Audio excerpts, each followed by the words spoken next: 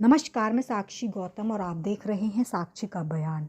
दिल्ली प्रांतीय रैगर पंचायत एवं आसमा के संयुक्त तत्वाधान में भारत की प्रथम महिला शिक्षिका क्रांति ज्योति सावित्रीबाई फूले का जन्मदिन 5 जनवरी 2025 को गंगा मंदिर करोल बाग नई दिल्ली में मनाया गया, जिसमें वक्ताओं ने जो कहा आइए सुनिए।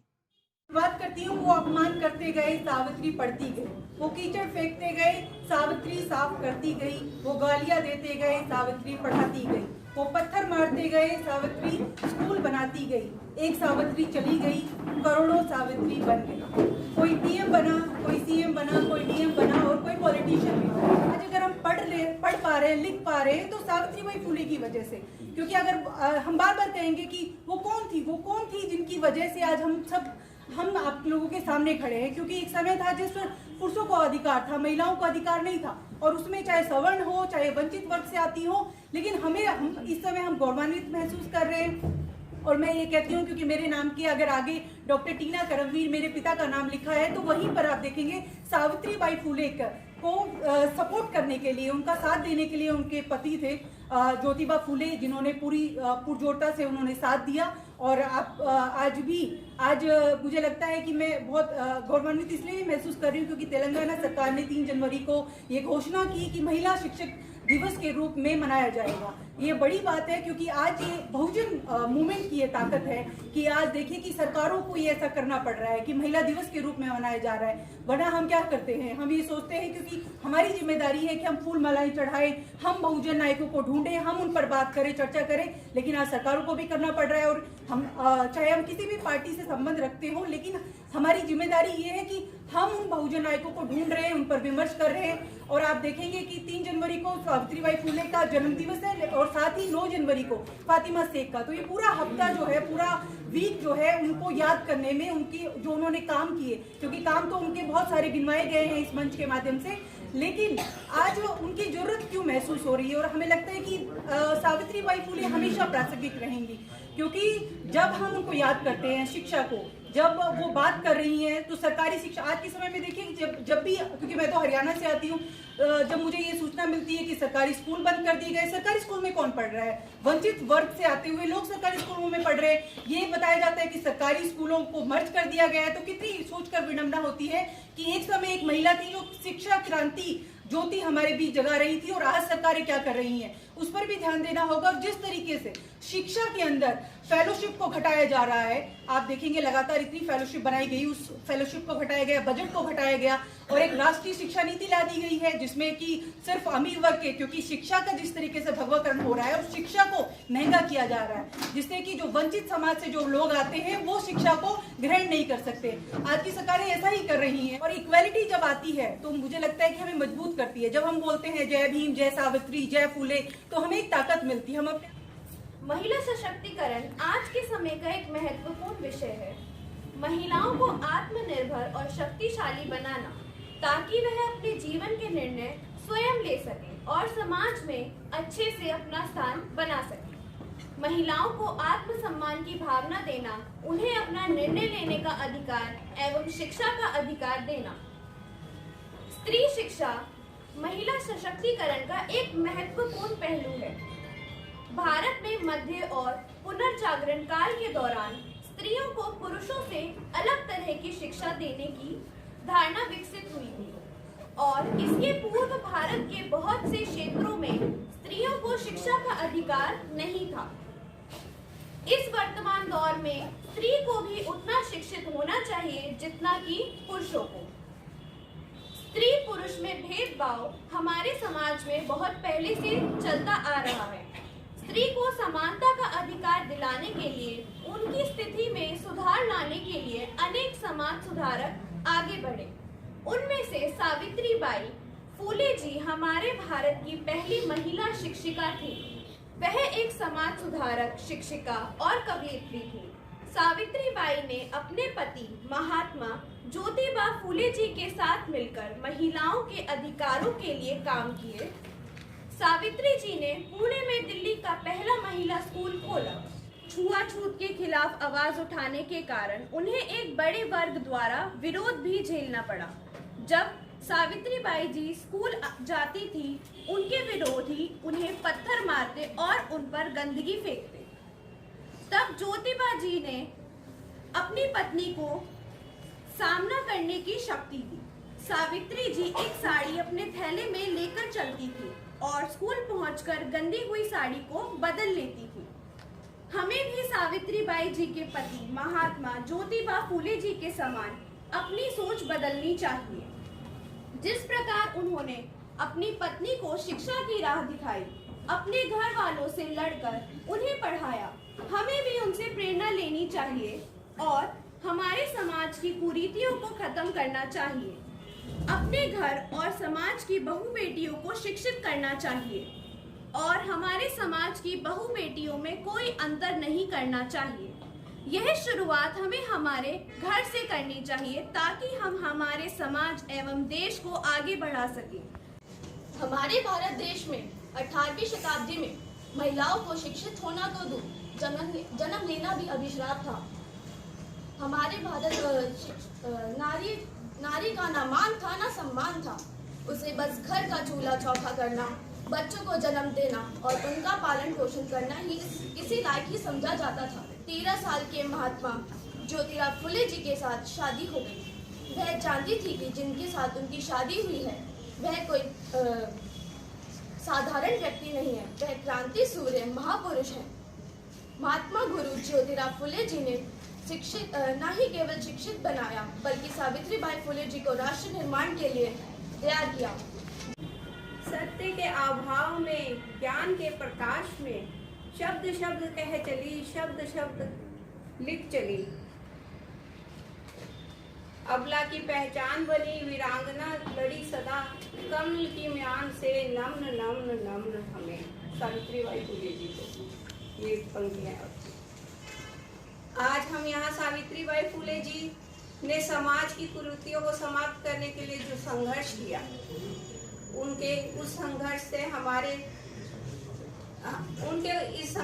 हमारे समाज में कैसे महिलाएं शिक्षित और आत्मनिर्भर बनी।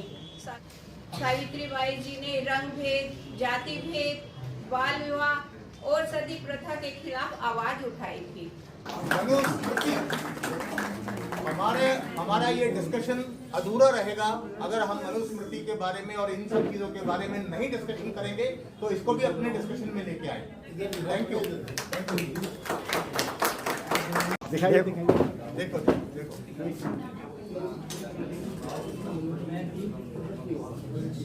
So, as we are here for celebrating Savitribai Phule's birthday, we celebrated on 3rd January, but we are celebrating today. So, I want to talk about extraordinary women who defined societal norms and paved the way for women education and empowerment in India. Savitribai Phule. Savitribai Phule was born in Maharashtra. She was a trailblazer in providing education for girls and for ostracized portion of society. She became the first female teacher in India and opened a school for girls with her husband Jyotirao Phule. She went to establish a shelter for destitute women and played a crucial role in grooming. She is often referred to as a mother of Indian feminism. So now I want to talk about women empowerment. Women empowerment means elevating the status of women in society. It helps in elimination all the social evils from the society. आज हमारी Savitri Phule by जी का जन्मदिन और उससे इस तरह से समाज के बीच में मनाया जा रहा है। यह हमारा भाग्यशाली दिन है कि आज हमारा समाज इतना जागरूक हुआ कि वह समाज आज यह देखने, और जो मैं आज बच्चों को जो देख रही थी, छोटे बच्चे जो मेरे सामने बताया कि फुले देवी जी क्या थी, सावित्री फुले देवी जी क्या थी, हमारा समाज जागरूक हुआ, बहुत अच्छा लगा। और मैं कहती हूँ कि इसी तरह से हमारा देश आगे बढ़ता रहेगा। जिस घर की महिला शिक्षित होगी, सशक्तिकरण होगा उस महिला में, वह महिला तो आगे बढ़ेगी, उसका साथ उसका परिवार बढ़ेगा, और परिवार बढ़ेगा तो हमारा समाज बढ़ेगा। और मैं कहती हूँ कि आज हमारा समाज काफी तरक्कियों पे है। पहला समाज नहीं है। आज मैं देखती हूँ कि हमारी महिलाएं हर चीज में आगे हैं। जितना आज पुरुष आगे नहीं है, उतनी आज मेरी महिलाएं आगे हैं। नहीं मिलता, उसके पीछे क्या कारण है? इसके पीछे कभी आपने सोचा, कभी इसके पीछे जाने की कोशिश की? बहुत सारी चीजें हैं हमारे बीच में। आज हम यहाँ पर इकट्ठे हुए हैं, शायद मनुस्मृति, जिसके अंदर महिलाओं को पढ़ने का अधिकार नहीं था, महिलाओं को पैर की जूती माना जाता था या उनको बहुत ही नीचे स्तर से देखा जाता था। उनकी विडंबना, उनकी जो मानसिक स्थिति सिर्फ एक घर और एक गाय के समान, पशु के समान से ज्यादा बढ़कर अतिरिक्त कुछ नहीं थी। आज उसके बाद में हम इतने दिनों के बाद में हम यहाँ पर इतने साल हमें लगे हैं, आजादी के बाद में बाबा साहब ने संविधान बना के हमारे लिए कानून नियम बनाए। उसके साथियों, माता सावित्रीबाई फुले जी से और उनके जीवन साथी महामानव ज्योतिबा फुले जी से सबसे महत्वपूर्ण जो सीख लेनी चाहिए वो है सामाजिक चेतना की सीख। इसी सामाजिक चेतना की सीख से उन्होंने अनगिनत महान कार्य किए जो मानव हित के लिए थे, और सभी इसी सामाजिक चेतना से उन्होंने समाज में चल रही कुरीतियों का विरोध किया, उनका खंडन किया। ये जी बहुत सारी बातें हो चुकी है, हम उनका बहुत सारा पाठ करने जा रहे हैं। Right now I am sharing her points, her views with all you. शिक्षा सबसे बड़ा शक्तिशाली हथियार है जिसके उपयोग से आप पूरे समुदाय को बदलने की ताकत रखते हैं। कोई तुम्हें कमजोर समझे, इससे पहले तुम्हें शिक्षा का महत्व उसे समझाना होगा। बेटी के विवाह से पहले उसे शिक्षित करें जिससे वह अच्छे बुरे की फर्क कर सके। किसी और को शिक्षा करने से पहले हमें खुद को शिक्षित करना चाहिए। राठौड़ में से आया हूँ, बड़े लोगों ने ऑब्जेक्शन किया, मेरे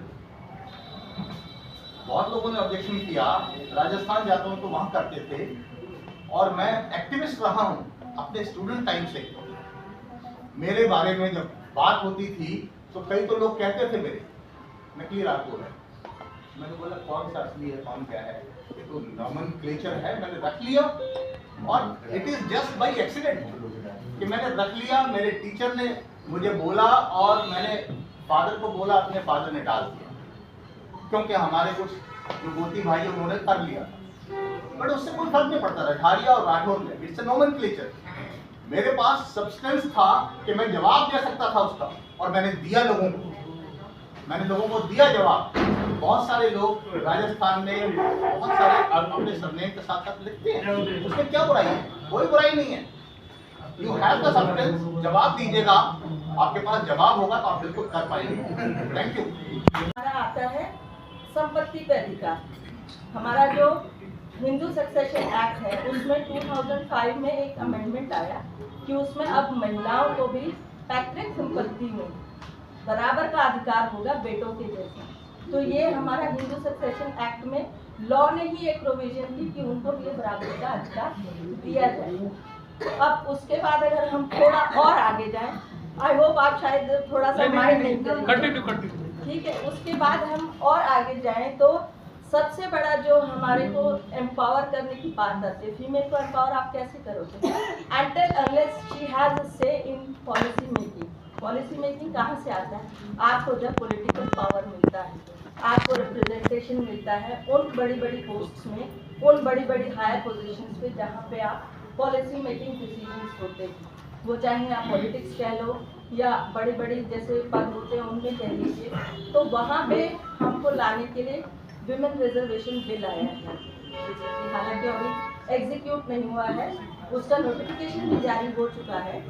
तो ये चीज़ें जो है हमारी महिलाएं हैं, जहाँ से अगर सावित्रीबाई फुले की कहानी से हम शुरू करें एजुकेशन से, वहाँ से लेकर हम जो महिला रिजर्वेशन बिल है वहाँ तक हमने बहुत लंबी एक जर्नी जो है वो क्रॉस की है। तो वुमेन्स ने अपने आप को सशक्त भी बहुत किया, अपने आप को एम्पावर भी किया है। तो मैं हमारी जितनी भी महिला शक्ति है मैं उनको इसके लिए बहुत बधाई देना चाहूँगी। जो बढ़ाओ जो एक हमारा इनिशिएटिव है गवर्नमेंट का, उसमें लड़कियों को शिक्षित करना, उन्हें आगे बढ़ाना, क्योंकि शिक्षा ही आपको आपका अधिकार दिला सकती है। ये तो जग जाहिर बात है, इसमें कोई दो राय नहीं। तो महिलाओं को जैसे जैसे हम आगे बढ़ाएंगे तो महिला जब शिक्षित होगी तो अपने आप ही पूर्णतया सशक्त करने के लिए वो किसी पर निर्भर नहीं रहेगी। और शिक्षा जब उसे मिलेगी तो आर्थिक रूप में भी स्वावलंबी हो जाएगी और अपना जैसे उसकी योग्यता होगी उसके हिसाब से उसे टाइम टू टाइम जॉब्स वगैरह भी ऑफर होंगी। और जॉब जब ऑफर होते हैं तो वो सिर्फ ना खुद को सशक्त करती है, अपने परिवार को भी सशक्त करती है।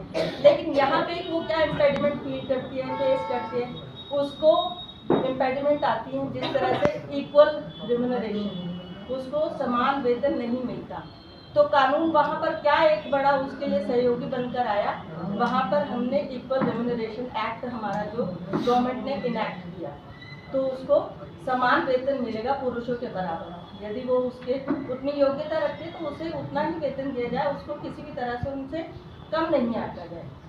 उसके बाद और भी दूसरे तरह के जैसे मैटरनिटी जब लीव होती थी, एक मैटरनिटी बेनिफिट एक्ट है 1976 में इनैक्ट हुआ, तो उसमें महिला को क्या होता था, पहले अगर वो लेबर में है या गर्भावस्था से गुजर रही है तो क्या होता था, जो ओनर्स हैं या मालिक हैं वो उन लोगों को प्रेफर नहीं करते, या फिर क्या होता था जैसे उनको पता चलता था कि लेडी जो है लेबर में है तो वो उनको जॉब से निकाल देते। तो उनको ये सेफ गार्ड प्रोवाइड किया मैटरनिटी बेनिफिट एक्ट के अंदर, जिसमें उनको 26 वीक्स की लीव वगैरह दी जाती है ताकि उनको सेफ गार्ड प्रोवाइड किया जा सके। अब यहाँ से महिला थोड़ी आगे बढ़ी, उसने अपने आप को सशक्त किया, एजुकेशन ली, जॉब्स ली, लेकिन एक और ऐसा तबका भी है जो महिला की इस आगे बढ़ने की इस गति को शायद थोड़ा पसंद नहीं किया। तो वहाँ पे उनको क्या होता है, टॉन्ट्स वगैरह ऑफिस में इस तरह का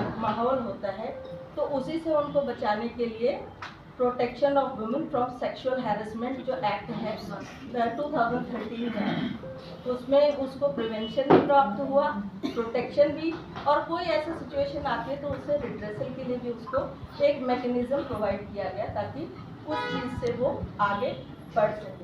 क्योंकि अगर आप ऑफिस में तो वो है, लेकिन ऑफिस के वहाँ उसे ऐसा एटमॉस्फेयर ही नहीं मिलेगा तो वो कहाँ से आगे बढ़ेगी।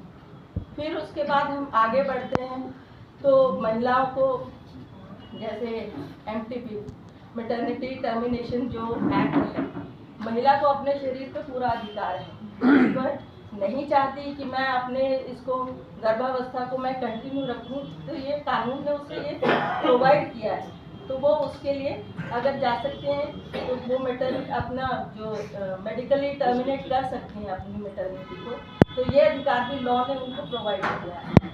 तो पहले तो मैं दिल्ली प्रांतीय रैगर पंचायत को और जो आसमा फाउंडेशन है उनको इतने अच्छे प्रोग्राम के लिए धन्यवाद अपना देना चाहूँगी।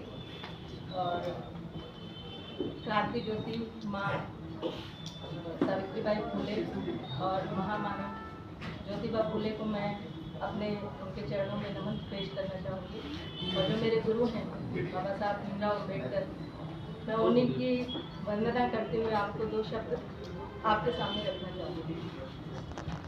जो सावित्रीबाई फुले जी ने अगर लड़कियां घर पे झाड़ू पोछा लगा सकती है तो फिर लड़के क्यों नहीं लगा सकते? और मैं उस टाइम पर मनुस्मृति चलाने के लिए नहीं आई थी, तो फिर मैं अपने घर पे खुद चलाऊंगी। आज की औरत, मैं ख्वाब कोई बेमानी नहीं हूँ, मैं ख्वाब कोई बेमानी नहीं हूँ, हकीकत हूँ कोई कहानी नहीं हूँ। खड़ी हूँ सामने ताबीर बनकर, खड़ी हूँ सामने ताबीर बनकर, वक्त की गुजरी रवानी नहीं हूँ। आसमां में उड़ूं मैं देश चलाऊं, आसमां में उड़ूं मैं देश चलाऊं, अंतरिक्ष में छाप अपनी छोड़ जाऊं। मैं क्या कर सकूं दुनिया को बताऊं, मैं क्या कर सकूं दुनिया को बताऊं, मैं किसी भी शह से अनजानी नहीं हूँ। Today in modern generation, women generally not many women, but women are approaching towards the era which is known as feminism actually. But we are forgetting the proper definition of feminism, which was like which is gender equality, not suppression of not the suppression of one particular gender. तो many of the women in today's generation are forgetting their they have misconception about feminism. So we should look into that also. Like feminism ये नहीं होता है कि women सामने जाए और women की सुपेरिटी दिखाए, ये भी होता है कि जेंडर इक्वल होना चाहिए. But from our roots also we should take lessons from our roots, which is patriarchal mindset which we have. As Madam Anjali said, and also sorry ma'am, I forgot it. Shavi ma'am said like we should have a person like Jyotiba Phule in our life. Yeah, that's very true. To have a progressive woman in our society, it's very important to have to also have a support behind us, because without support we can't do anything in the society. It's very कोमल है कमजोर नहीं तू, कोमल है कमजोर नहीं तू, शक्ति का नाम ही नारी है, जग को जीवन देने वाली, मौत भी तुझसे हारी है. जय हिंद, जय भारत, जय भीम. आज मैं hair expert and hair stylish makeup artist, मैं सभी वर्क में काम करती हूँ. अपने स्टूडेंट्स को सिखाती हूँ एंड से स्टार्टिंग से एंड तक का पॉइंट, कि आपको कैसे, कि आपको कोई भी कमी ना हो. तो फुले बाई जी ने भी हमें यही सिखाया है कि आप जो भी काम करें उसे पूरी निष्ठा से करें. कि हमारी निष्ठा यही होनी चाहिए कि हमने ये वर्क किया है. महिलाएं, अगर आपके हस्बैंड आप पर विश्वास करते हैं तो आपको भी उसी लाइन में उन्हें कुछ बनकर दिखाना है. आप नहीं बनते, आप अलग जाते हैं, सिर्फ आपने रेडी होना है, घूमकर आना, ये नहीं. आपको अपना पूरा जो आपने लक्ष्य लिया है वो करके दिखाएंगे. तो किसी भी घर में महिला घर में बैठाने के लिए, रोटी बनाने के लिए बिल्कुल नहीं. जब हम काम करते हैं तो पीछे मुड़ के नहीं देखना चाहिए. जब हम काम करते हैं तो हम काम को देखना चाहिए, उससे हम कहाँ जाकर रुक सकते हैं. आप में जो भी कॉन्फिडेंट आता है वो शिक्षा से आता है. सबसे पहले हमें शिक्षित है तो कॉन्फिडेंट है, हम कहीं भी खड़े हो सकते हैं. समाज जो है वो वर्गीकरण पे काम करता है, हायरार्की पे काम करता है. जो सबसे ऊपर उसकी सबसे ज़्यादा इज्जत, जो सबसे नीचे उसकी सबसे कम इज्जत. तो क्योंकि एक दलित पुरुष जो है उसका कंपटीशन है कि मेरा भी समाज में उतना ही रुतबा है, मैं बैकवर्ड नहीं हूँ, मैं भी उभर गया हूँ और मेरी भी इज्जत है.